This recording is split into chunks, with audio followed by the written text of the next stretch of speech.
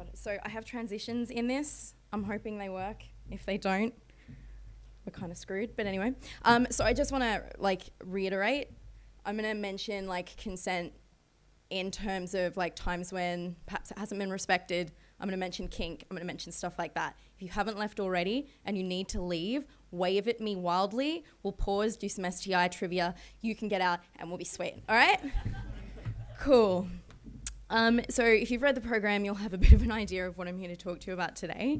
But first, I'm going to get a little off topic, and I hope you'll stay with me because we're gonna get there, right?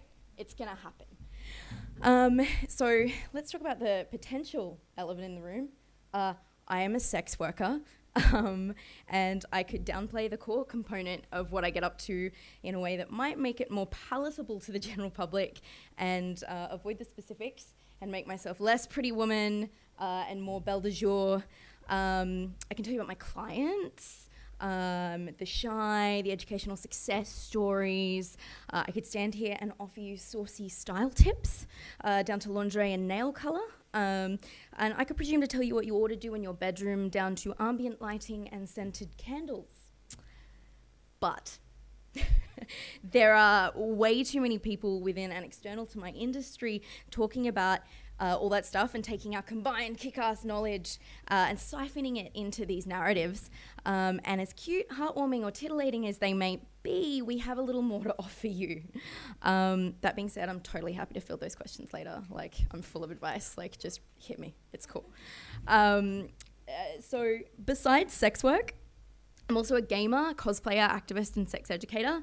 If you've ever made your way to PAX or GX Australia, listen to Triple J or watch the ABC, for the past few years I've been fortunate to participate in and moderate amazing discussions on sex work, sex in games, sex and sexuality in the geek community, the ethics of consent, censorship, and sex robots, because who isn't talking about sex robots at the moment? I've also been on the cover, and I've been the guest editor of Penthouse Black Label's Tech Issue, and I dip in as a games columnist for them from time to time. So I've got the sex and the games component of things kind of down, but what makes me so well versed in consent? For some people that's really obvious, and for others it's not. Sex is my job, and consent is kind of at the core of that. And for me to talk to you about it, it's best that I'm really open and honest. It's not often that I get the opportunity to stand in front of a group of people talking about my work and my other passions, free from judgment or the need to justify what I do for a living. Stigma's a bitch, and frankly, it's only down to events like this and the people that put them together that we're beginning to break that down. I bring this up because the stigma that prevents me as a sex worker from standing up and openly talking about my life, work, and other areas of interest or expertise is the same stigma that prevents us from openly and honestly talking about sex and desire free from shame and judgment. The stigma that affects me also has the potential to impact you. It's the stigma that gets people kicked off Steam. It's the stigma that affords more safety to people posting nudes as lewds on Patreon, but not those openly creating erotic content, which includes art and games. And it's the stigma that makes it damn near impossible for me to gain finance, travel to certain parts of the world, and right now, thanks to some shady US legislation, is trying to kick me off the internet. When stigma prevents us from talking about or doing these things, it also makes it incredibly hard for us to have smart, practical, and open conversations about sex and consent. The connection I'm making here might seem tenuous at best.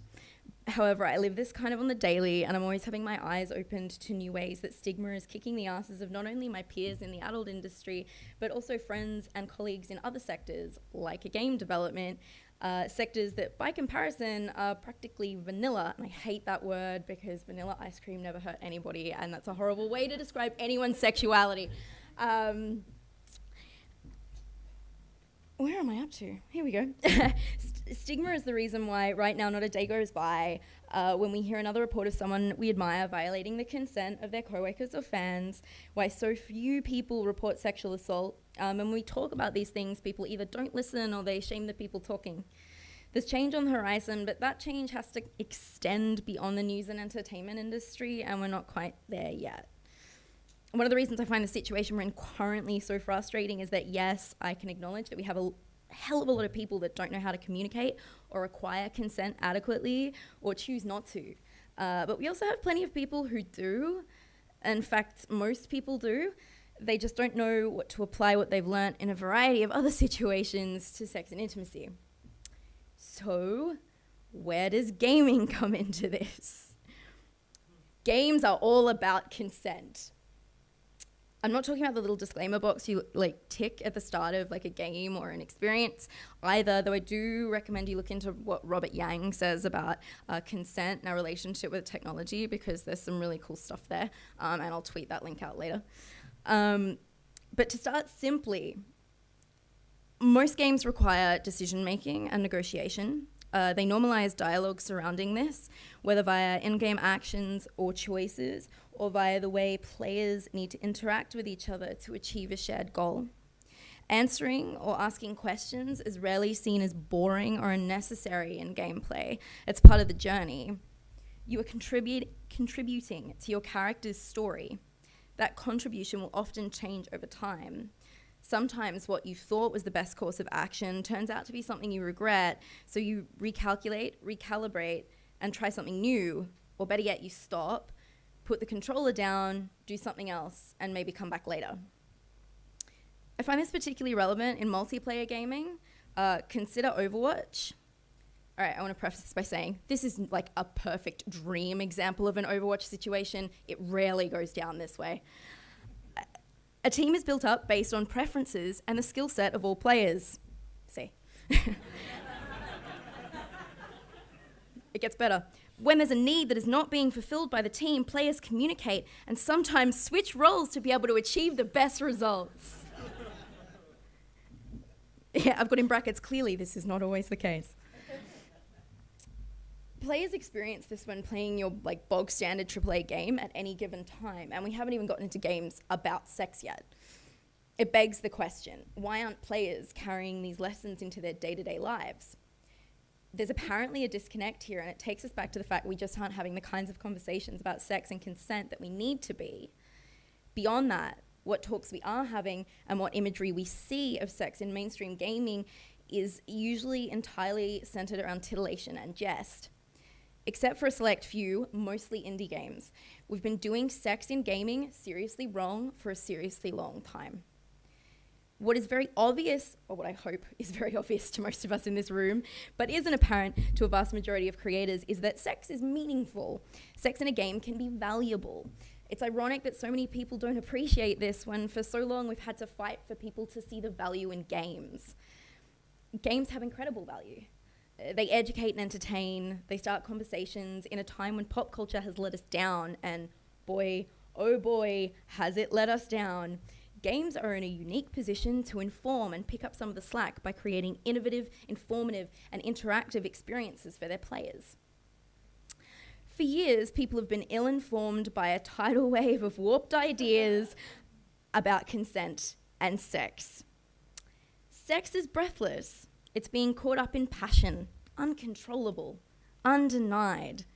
Movies, I'm just going to stop for this one.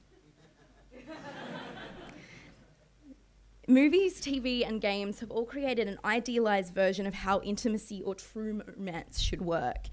Communication is discouraged in place of spontaneity. A world is built, but it's based on super binary and super outdated stereotypes and roles. Women are chased, men are chasing. These are the expectations that people have been raised with, from the earliest fairy tale and all the way through to stuff like Witcher. No amount of savvy dialogue or implied character history changes this. So what is consent then, and how should it look? I've used the word negotiation a lot so far, and yes, that's valid, and it's an excellent way to talk about consent. I prefer to roll it back a little and take a slightly different angle. Consent to me is a conversation. What makes a conversation good? It's giving and receiving, asking open-ended questions and awaiting the answers. It's listening as much as you speak. It can be as deep as it can be lighthearted. Consent is an ongoing conversation between the minds and the bodies of the people involved. And that's what's critical there. It's ongoing. You might think I'm just toying with semantics here, and maybe I am, but how many times have you heard the words mood killer about someone asking before they kiss a potential partner? This is what we're up against, and encouraging someone to start a conversation is considerably less intimidating, and I hesitate to say this, boring, than asking them to enter into a negotiation. And we have to consider this when educating young people and those who perhaps haven't been picking up what we're throwing down. Consent doesn't have to be awkward. Consent can be foreplay. It can be communicated in many different ways according to the needs of the people involved. Consent at its core is about taking the time to be a giving and generous lover and creating an experience that is the better for that. It's about creating an environment where there's a clear understanding of what each participant's boundaries are and then respecting them.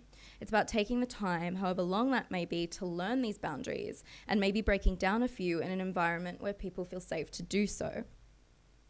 Now, we know for a fact that some games are getting consent right, more games now than ever before. Gaming has fantastic potential as an educational resource. Games are fun. We use them to relax, to connect. For so many of us, games have offered the opportunity to experience a level of comfort and community that we just haven't had in real life.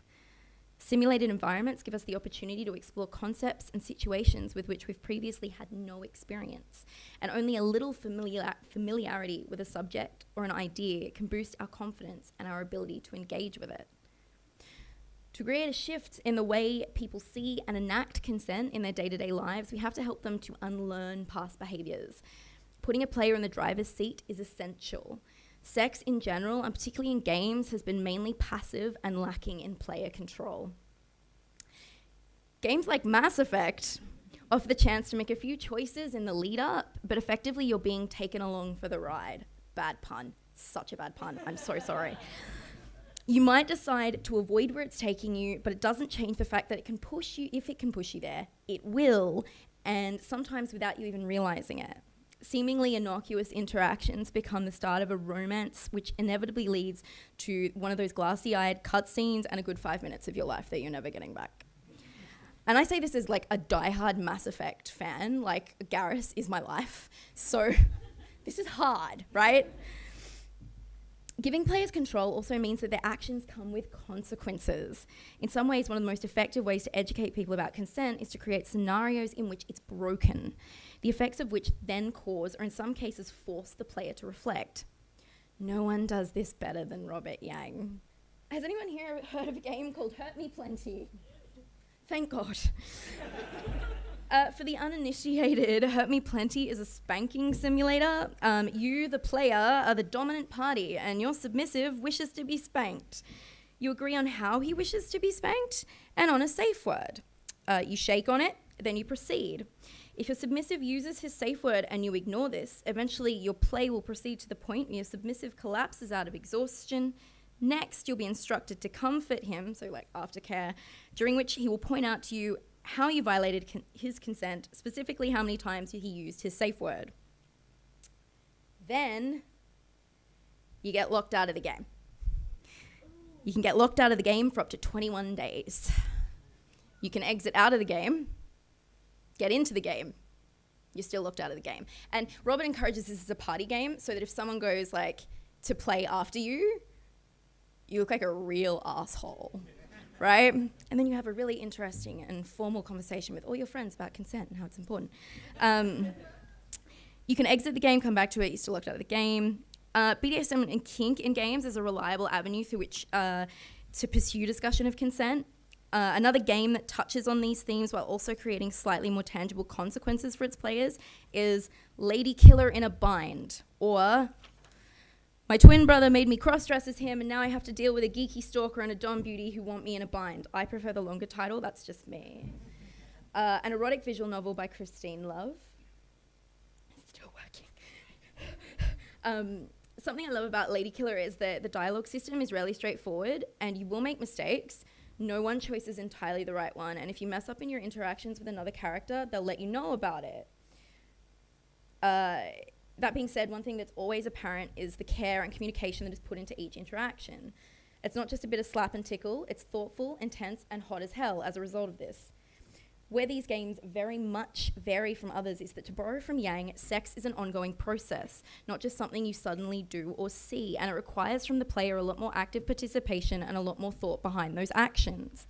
It's not just enough when dealing with issues of consent for a player to take the correct course of action. They must be fully engaged and understand why that action was the correct one in the first place. It's great if NPCs do the right things by you, the player, and the character you inhabit, and it's effortless to represent consent in this way, which honestly makes me question why so many games find it so goddamn difficult. But how constructive is this on a whole? Games like Cute Demon Crashes, who's heard of Cute Demon Crashes? Like, were you like unprepared for the fact that it's like cute, cute, cute, and you know it's gonna get to like sexy times, and then it's just filth? And the art is so beautiful, and it's fit, and you're like, what? Like, not complaining, but what? Yeah. You should play it.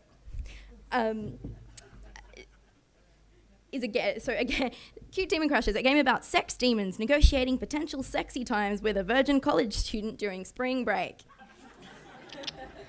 They walk in on you masturbating. It's great. It's a beautiful thing. And other erotic visual novels may not necessarily challenge the player, but in their defense, I will admit that they reinforce what players have the right to expect from potential sexual partners.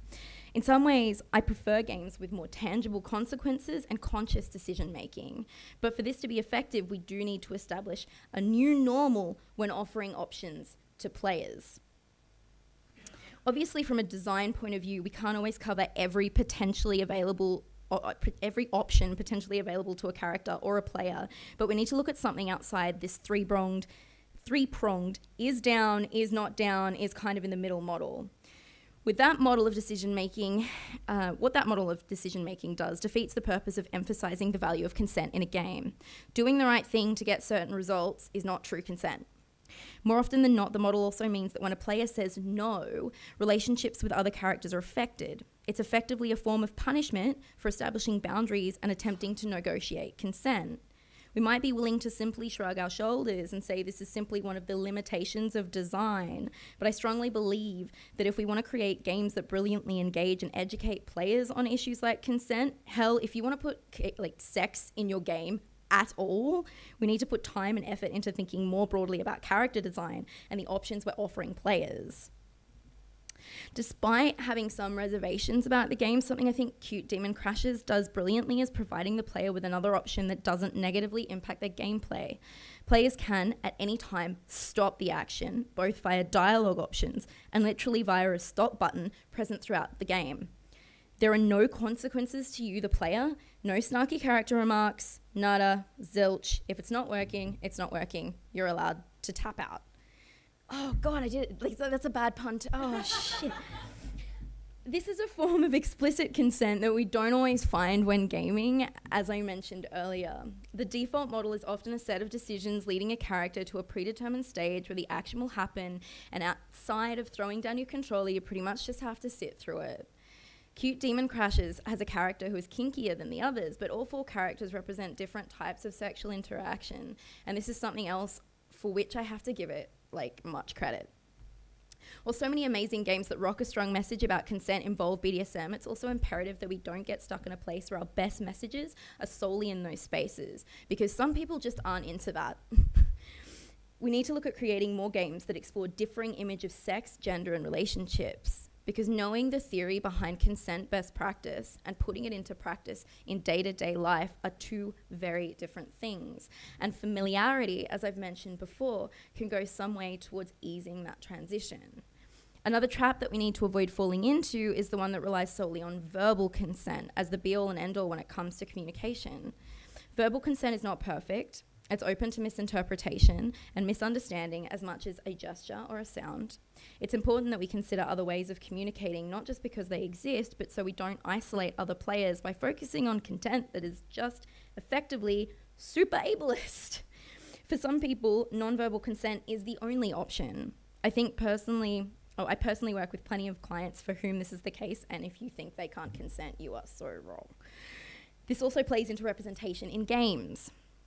Who are we representing as having the ability to be sexual?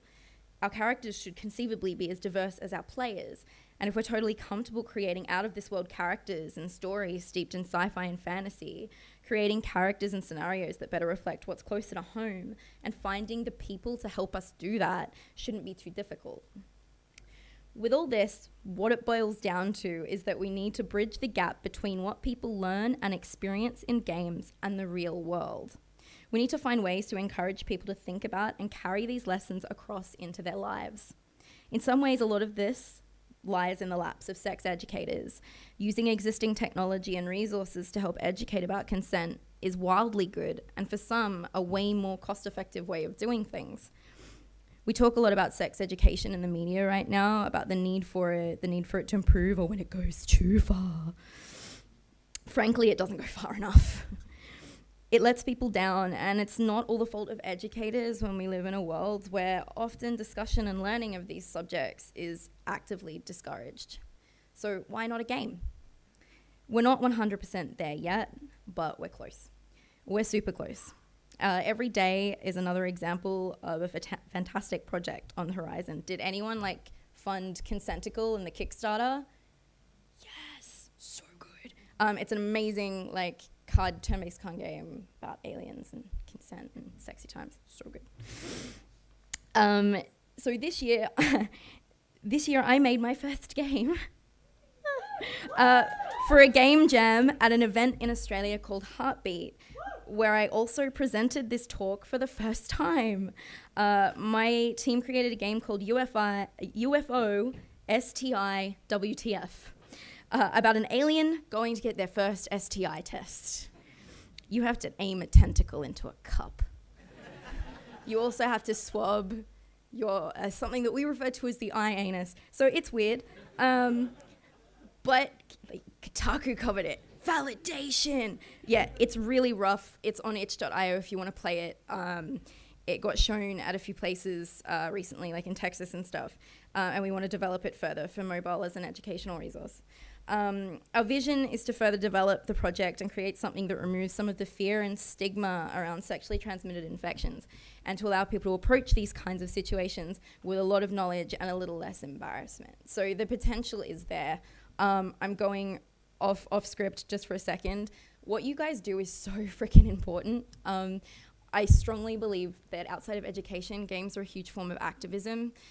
Even a game that isn't about an issue is a form of activism in of itself, because it brings joy, and we need joy in the world now more than ever before. So it's like a huge honor and mad fangirl moment for me to be sitting in a room with all these people who do such cool shit. So thank you. I'm a woman and a sex worker, and my right to consent is continuously disrespected.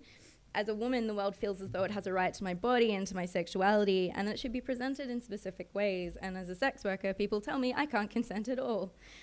We can blame stigma for that. The stigma that tells me that as a sex worker I can't consent when I make it very clear that I can is similar to that which tells victims of assault that they did consent when they made it very clear that they didn't. Some people might say that I have no right to stand here and talk to you today because I'm part of the problem. The fact that I, as a woman, have taken the right the world thinks it has to me and cashed in on it makes some people really uncomfortable, because sex makes people really uncomfortable. That's a problem, and it's a problem with the current narrative surrounding consent. We can't discuss consent like adults until we can discuss sex like adults. Every day and every project, every erotic novel or board game or mini game gets us one step closer to breaking down walls and building stronger connections and sharing stronger ideas. Consider the place consent could take in your next project.